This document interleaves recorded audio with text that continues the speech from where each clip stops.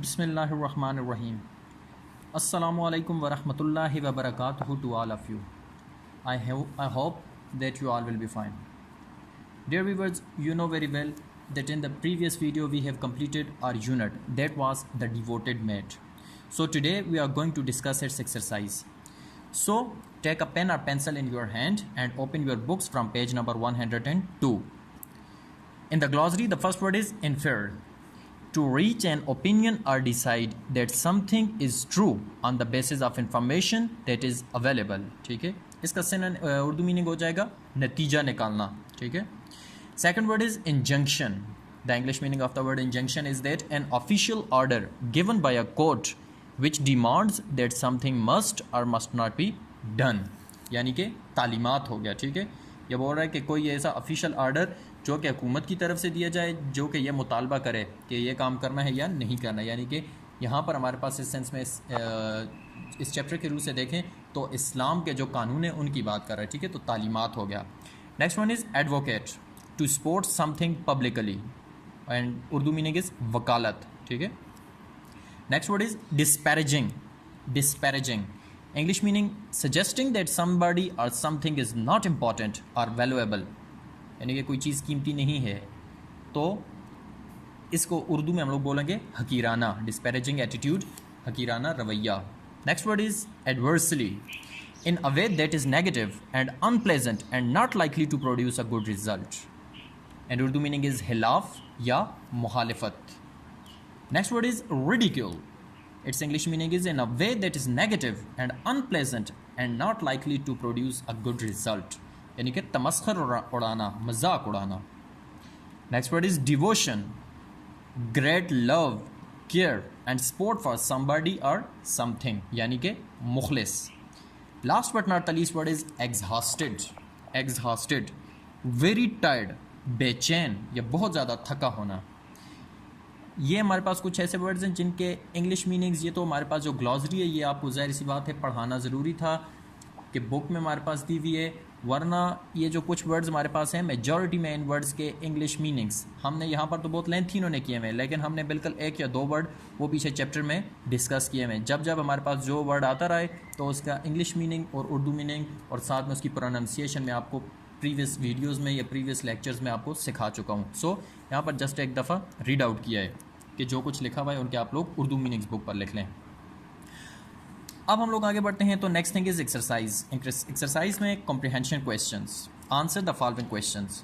The first question is that what does the story of Hasan Basri teach us. कि हसन बसरी की कहानी हमें क्या सिखाती है. तो now you will have to open your notes that we have given you. सो The story of Hassan Basri teaches us patience, tolerance and forgiveness. Hasan Basri की कहानी हमें क्या क्या सिखाती है. पेशेंस, सब्र, टॉलरेंस, बर्दाश्त एंड फॉरगिवनेस और माफ़ करना. ठीक है, यानी कि हसन बसरी की कहानी हमें ये तीन इसबाक सिखाती है कि हमें पेशेंस से रखना चाहिए, टॉलरेंस और forgiveness. Question number 2. Why did the university students make fun of Asfandyar. University के जो तलबा थे वो असफंयार का मजाक क्यों उड़ाते थे, किस वजह से उसका तमस्खुर उड़ाते थे, मजाक उड़ाते थे. Its answer will be that the university students made fun. In the question you have can see that did is written, so it means that whenever we will write its answer we will use the second form of a verb. The university students made fun of असफंयार्स simplicity. असफंयार की सादगी का वो मजाक उड़ाते थे. They thought असफंयार to be different from them. वो सोचते थे कि असफंयार हमसे मुकम्मल तौर पर क्या है, मुख्तलिफ है, इस वजह से वो उसकी सादगी का मजाक उड़ाते थे. Third question. Why did Asfandyar decide to look after Jake in the hospital. Asfandyar ने अस्पताल में जेक की देखभाल करने का फ़ैसला क्यों किया. Do you agree with this decision. क्या आप उसके इस फैसले से रजामंद हैं. Give reasons for your answer. अपने इस जवाब के लिए वजूहात बयान करें. अब तीन चीज़ें इस क्वेश्चन में पूछ रहा है. ठीक है, इस क्वेश्चन में तो हम लोग स्टार्ट लेते हैं. पहले बात का जवाब देते हैं कि why did Asfandyar decide to look after Jake in the hospital. कि असफंयार ने अस्पताल में जेक की देखभाल करने का फैसला क्यों किया. It's answer will be Asfandyar decided to look after Jake in the hospital because no one was there to take care of Jake during his illness. क्योंकि जेक की बीमारी के दौरान वहाँ पर कोई भी उसकी देखभाल करने के लिए मौजूद नहीं था. ये पहली बात का जवाब है. दूसरा, do you agree with this decision. अब इसका जवाब, yes I agree with this decision. हाँ, मैं उसके फ़ैसले से रज़ामंद हूँ, एग्री करता हूँ।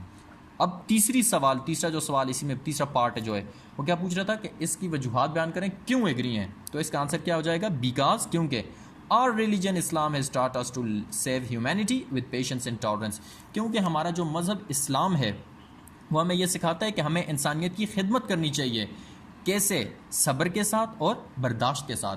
अब जो यूनिवर्सिटी के तलबा थे और जैक था, उनका असफंदियार के साथ रवैया बहुत बुरा था, हकीराना था। वो उसका मजाक उड़ाते, उस पर हंसते थे, ठीक है, उसकी सादगी पर।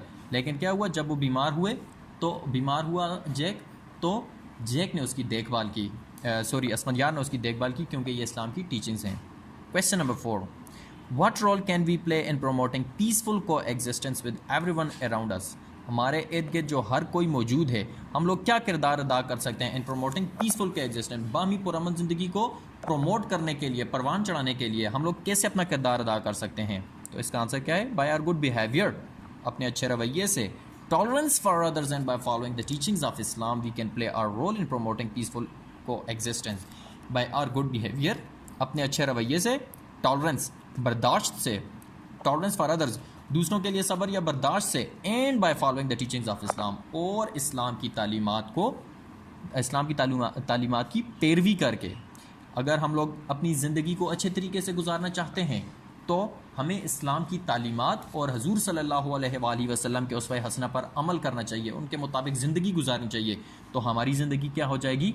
एक बेहतरीन ज़िंदगी बन जाएगी। तो यही बात वो हमें बोल रहा है क्वेश्चन में।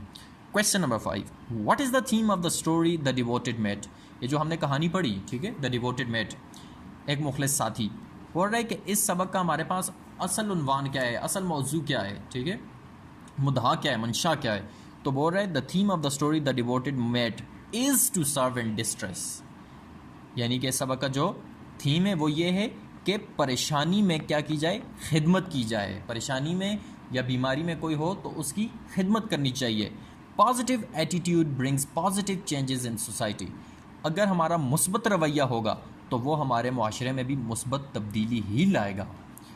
We should produce balance in our selves. हमें अपने आप में तवाज़न बरकरार रखना चाहिए। यानी कि ये नहीं है कि अगर हमारे साथ कोई हमारा दुश्मन ही है, एनिमी है, जिसका हमारे साथ रवैया अच्छा नहीं है, वो हमारे साथ हमसे नाराज़ है, लेकिन मुश्किल की घड़ी आन पहुंची है और वो हमसे मदद तलब कर रहा है, मदद मांग रहा है, और हमें पता है कि हम उसकी मदद कर सकते हैं, तो हमें क्या करना चाहिए? उसकी मदद करनी चाहिए, ठीक है। क्योंकि ये हमारे पास क्या है, कोई पूछे तो हम लोग बोलेंगे कि these are the teachings of Islam, कि अगर कोई आपके साथ बुरा करे तो जवाब में उसके साथ अच्छाई से पेश आया जाए। Question number 6, what are the benefits of living peacefully. के पुरअमन ज़िंदगी गुजारने से या अमन से रहने के क्या फ़वाइद हैं। अब इसका आंसर क्या है? Living peacefully brings comforts to our lives. Lives is basically the plural of word life, life ज़िंदगी एंड लाइव्स ज़िंदगियाँ। So living peacefully brings comforts to our lives. अमन से रहना, ठीक है, अमन से ज़िंदगी गुजारना हमारी ज़िंदगियों में क्या लाता है? कम्फर्ट्स, इत्मीनान लाता है, सुकून लाता है। Our society will also be peaceful, having no discomforts and distress. हमारा मुआशरा will also be peaceful, पुरअमन हो जाएगा, having no discomforts, जिसमें कोई भी गैर इत्मीनानी नहीं होगी, बेइत्मीनानी नहीं होगी, and distress और परेशानी नहीं होगी, ठीक है। ये हमारे पास क्या है? बेनिफिट्स हैं किस चीज़ के? इत्मीनान से, अमन से ज़िंदगी गुजारने के, लिविंग पीसफुली के। Question number 7, Why was Jack's attitude towards Asfandyar changed? Asfandyar के साथ जैक का रवैया क्यों तब्दील हो गया? Now its answer will be Jack's attitude changed towards Asfandyar due to his tolerance and untiring services. Jack का रवैया चेंज्ड टुवर्ड्स असफंदियार, असफंदियार के साथ तब्दील हो गया ड्यू टू हिज टॉलरेंस, उसकी बर्दाश्त की वजह से, एंड अनटायरिंग सर्विसेज, और उसकी बेलोज या ये आप बोल सकते हैं बेइंतहा बहुत ज़्यादा खिदमात की वजह से, ठीक है। जब जैक ने देखा कि मेरा तो कोई भी दोस्त मेरे साथ नहीं है, बीमारी में कोई भी मेरी देखभाल नहीं कर रहा, वो दोस्त जिन पर मैं जान छिड़कता था वो तो यहाँ पर मौजूद ही नहीं है, लेकिन वो लड़का जिसका मैं मजाक उड़ाता था, जिसकी सादगी का मैं मजाक उड़ाता था, उसका तमस्खुर उड़ाता था, वो अब भी मेरी खिदमत में मौजूद है। तो इस वजह से जैक का रवैया क्या हो गया? असफंदियार के साथ तब्दील हो गया। By Asfandyar positive attitude, Asfandyar के मुस्बत रवैये की वजह से Jack felt embarrassed on his behaviour, Jack को अपने रवैये पर क्या हुई, बहुत ज़्यादा शर्मिंदगी हुई, एम्बेरस्ड, शर्मिंदगी, ashamed. And apologised to his friend, और उसने अपने दोस्त से क्या की, माफ़ी तलब की, सॉरी कहा, उसे माफ़ी मांगी। Jack promised him to live with others in peacefully regardless of their social class, religion, colour और creed. Jack promised him, Jack ने उससे वादा किया, किससे, असफंदियार से। और क्या वादा किया, to live with others in peacefully, कि वो दूसरों के साथ अब अमन से रहेगा, पुरअमन ज़िंदगी गुजारेगा। Regardless of their social class, बालातर रखते हुए, रिगार्डलेस से मुराद क्या हो जाएगा, बालातर रखते हुए। किस चीज़ को बालातर रखते हुए, देयर सोशल क्लास, उनकी समाजी क्लास को, यानी कि आया वो एक आला तबके से ताल्लुक़ रखते हैं, दरमियाने तबके से या निचले तबके से ताल्लुक़ रखते हैं, या रिलीजन, उनका कोई भी मज़हब हो, चाहे वो हिंदू हो, मुसलमान हो, सिख हो, कोई भी हो। कलर, चाहे उसका जैसे भी रंगत हो, सफ़ेद हो या काला हो, गोरा हो या काला हो। और क्रीड, या किसी भी अकीदे से ताल्लुक़ रखते हो, ठीक है। यानी कि इन तमाम चीज़ों को उसने कहा कि मैं अब बालातर रखूँगा। अगर किसी को मेरी मदद की ज़रूरत है तो चाहे वो किसी भी मज़हब से ताल्लुक़ रखता हो, ज़ात से ताल्लुक़ रखता हो, उसका कोई भी रंग हो, या किसी भी सोशल क्लास से ताल्लुक़ रखता हो, मैं उसकी क्या करूँगा, मदद करूँगा। Question number 8, have you ever helped anybody in your life, how. क्या आपने कभी अपनी ज़िंदगी में किसी की मदद की है, हाउ, कैसे। अब इसका आंसर हर स्टूडेंट खुद दे सकता है। अगर आपने लाइफ में किसी की मदद की है तो yes, I have help my friend या वट एवर जो भी हो। लेकिन अगर मदद नहीं की है तो नो हो गया। लेकिन हमने जो नोट्स में हमारे पास आंसर मेंशन किया हुआ है सिंपल सा, वो क्या है, yes I help my class fellows in need.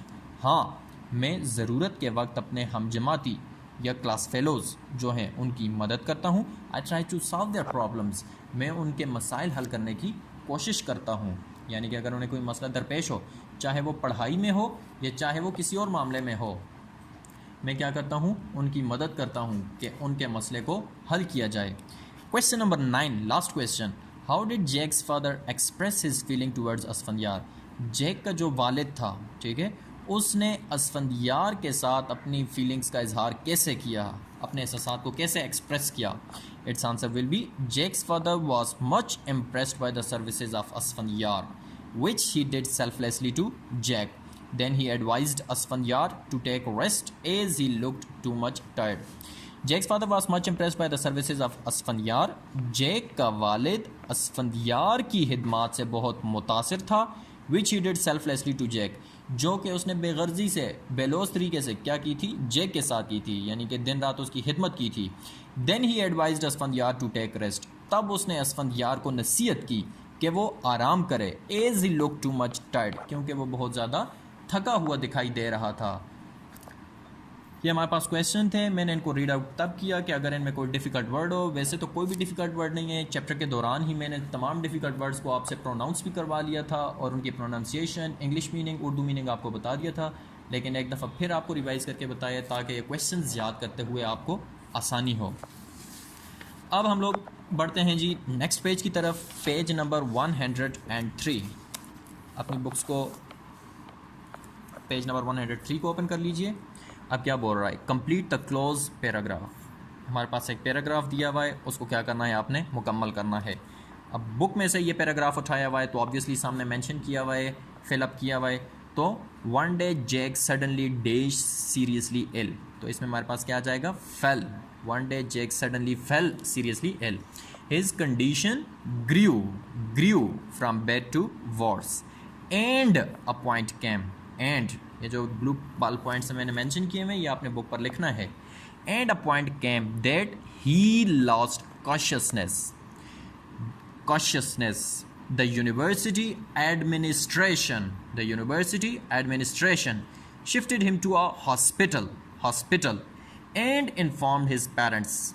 Asfandyar was very concerned for him, as he knew that his parents lived very far, and it would take a few days for them to get there.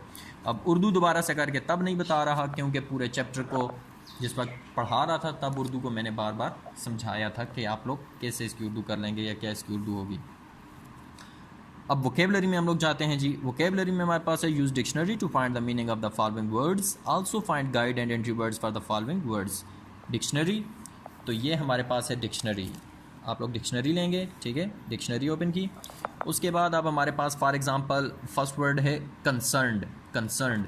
अब हमने इसे तलाश करना है, तो हम लोग dictionary open करेंगे और इसमें सी पे जाएंगे। अब हम लोग ये देख सकते हैं कि पूछ रहा क्या है कि आपने एक तो इनके मीनिंग्स लिखने हैं, यानी कि इंग्लिश मीनिंग्स और उर्दू मीनिंग्स भी ऑब्वियसली, और गाइड वर्ड्स और एंट्री वर्ड्स। अब हमारे पास फॉर एग्जांपल ये डिक्शनरी है, इसका मैंने कंसर्न वर्ड पहले तलाश करना था, तो मैंने ये कंसर्न वर्ड तलाश किया। अब गाइड वर्ड्स क्या होते हैं? किसी भी डिक्शनरी में जिस वक्त हम लोगों ने वर्ड को तलाश करना है, फॉर एग्जांपल कंसर्न वर्ड हमारे पास मौजूद है, ये कंसर्न्ड। अब इसका गाइड वर्ड्स क्या होंगे? इसके गाइड वर्ड्स हमारे पास हैं कंसर्न और कन्क्यूपिसेंट, कन्क्यूपिसेंट। यानी कि पेज नंबर 167 हमने ओपन किया, इस डिक्शनरी में पेज नंबर 167 है, ठीक है। तो जो हमारे पास इसका पहला वर्ड होता है, ठीक है, जो हम तलाश कर रहे हैं, वो जिस वक्त हमें मिल गया, तो उस पेज पे जो फर्स्ट वर्ड हो कंसर्न, और इसी पेज पे ये देखें फर्स्ट वर्ड है कंसर्न, और इसी पेज पे हमारे पास लास्ट वर्ड क्या है? कन्क्यूपिसेंट। और इन दोनों वर्ड्स को उन्होंने ये ऊपर मेंशन किया हुआ है, कंसर्न और कन्क्यूपिसेंट। तो ये दोनों हमारे पास क्या हो गए? इसके गाइड वर्ड्स हो गए। क्या हो गए? Guide words. और एंट्री वर्ड्स क्या है? अब जिस तरह कंसर्न वर्ड ढूंढना है, तो ये हमारे पास एंट्री वर्ड आ गया। अब इसको जिस वक्त आप लोग लिखेंगे, तो कंसर्न्ड, ये सबसे पहले उन्होंने हमारे पास इसको सिलेबल्स में डिवाइड किया हुआ है और इसकी प्रोनाउंसिएशन बताई हुई है। देखें, KONSERNED, concerned, concerned, concerned. Adjective है, ADJ स्टैंड्स फॉर एडजेक्टिव।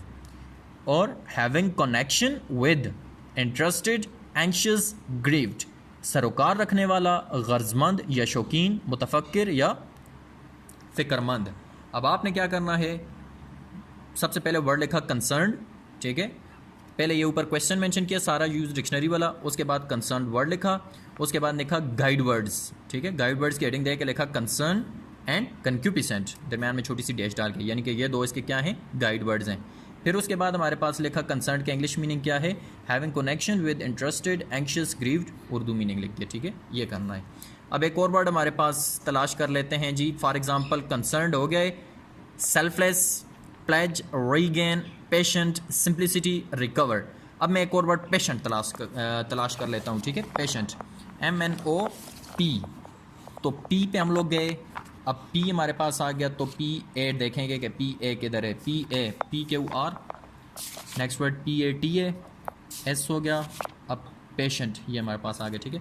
अब पेशेंट का हमारे पास गाइड वर्ड्स क्या होगा? तो आप लोग खुद बताएं क्या होना चाहिए guide words? First word and last word dictionary का, और वो उन्होंने कहाँ पे मेंशन किया होता है? सबसे टॉप पे।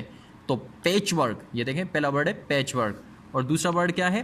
पेट्रिस्टिक, पेट्रिस्टिक, ये लास्ट वर्ड पेट्रिस्टिक होगा, ये देख लें, पेट्रिस्टिक। So these two words are the guide words, these two are the guide words of the word patient, ठीक है। ऊपर लिखेंगे पेशेंट, नीचे लिखेंगे गाइड वर्ड्स, उसमें लिखेंगे पैच वर्क एंड पेट्रिस्टिक, और फिर ये पेशेंट वर्ड है, ठीक है। इसका इंग्लिश मीनिंग पेशेंट, ये हमारे पास प्रोनाउंसिएशन पेशेंट, एडजेक्टिव है ये हमारे पास, ठीक है। तो हैविंग और showing, patience, enduring, preserving, not hasty, मुतहम्मिल, कायम मिजाज, ठीक है, ज़ेर इलाज, मरीज़, रोगी, ये सब हमारे पास भी इसके इंग्लिश मीनिंग्स उर्दू मीनिंग हो सकते हैं। तो इस तरह ये मैंने वर्ड तलाश कर लिया। अब आगे जो हमारे पास हैं, ये selfless, pledge, regain, simplicity, recover, इन वर्ड्स को आपने खुद तलाश करना होगा, ठीक है। अब बढ़ते हैं हम लोग। Put the following sentences in sequential order and summarise the story. 1 2 3 4 5 6 lines हमें दी हुई हैं, उन्हें क्या किया हुआ है? ऊपर नीचे दिया हुआ है। तो बोल रहा है कि इंसिडेंट के हिसाब से आपने क्या करना है? उन्हें लिखना है। तो पहली लाइन हमारे पास इसमें से ये सामने मेंशन की हुई है, his mother told him a story of Hazrat Hasan Basri who was a famous Muslim saint, यानी कि सबसे पहले इन तमाम लाइनों में से चैप्टर में सबसे पहले लाइन ये मेंशन की हुई है, ठीक है। दूसरी line, when Asfandyar started his studies in the university his worst fears came true. दूसरी। Third one, our religion teaches us to live with others in peace and harmony. Fourth one, his condition grew from bad to worse, and a point came that he lost consciousness. Fifth, he had been taking care of the patient for 3 days, giving him medicines on time and nursing him carefully. Sixth point, Asfanyar replied that as a Muslim it was his duty to care for his sick friend. ये हमारे पास इसकी exercise हो गई। अब आपका homework क्या है? Homework आपका ये है कि जो हमने बैक पे किए, ये उर्दू मीनिंग या बुक पर ही लिखेंगे। ये क्वेश्चन आंसर, इनको आप लोग खुद एक बार पढ़ेंगे, रिवाइज करेंगे। उसके बाद ये हमारे पास जो ब्लैंक्स हैं, ब्लैंक्स ही बोलते हैं, ठीक है, कंप्लीट करना था पैराग्राफ को, ये आप लोग बुक पर ही करेंगे। उसके बाद ये जो हमारे पास सिक्वेंशियल आर्डर वाला क्वेश्चन है, इनके पीछे 1 2 3 4 5 6 नंबरिंग, वो भी बुक पर ही देनी है। और जो नीट कापीज़ पे काम करेंगे, इंग्लिश की नीट कापीज़ पे, वो हमारे पास ये क्वेश्चन है जिसमें मैंने कंसर्न्ड और पेशेंट 2 वर्ड आपको बता दिए, पीछे 1 2 3 4 5 वर्ड्स हैं, इनके इंग्लिश मीनिंग्स, गाइड वर्ड्स खुद तलाश करके, और उर्दू मीनिंग्स और पार्ट्स ऑफ स्पीच में से जो भी हैं ये खुद मेंशन करके आप लोग लिखेंगे, ठीक है, अपनी कापीज़ पर।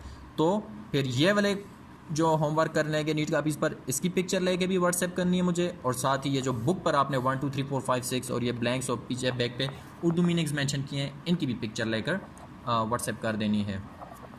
अगर आपको इन तमाम क्वेश्चंस में या आज के लेक्चर में कोई चीज़ समझ नहीं आई तो आप लोग पूछ सकते हैं। और अगेन से होमवर्क यही है, ठीक है, ये वाला तमाम, इनके guide words, entry words, English meanings, Urdu meanings और पार्ट्स ऑफ स्पीच में से जो भी हैं, ये नीट कापीज़ पर। Thanks and have a nice day.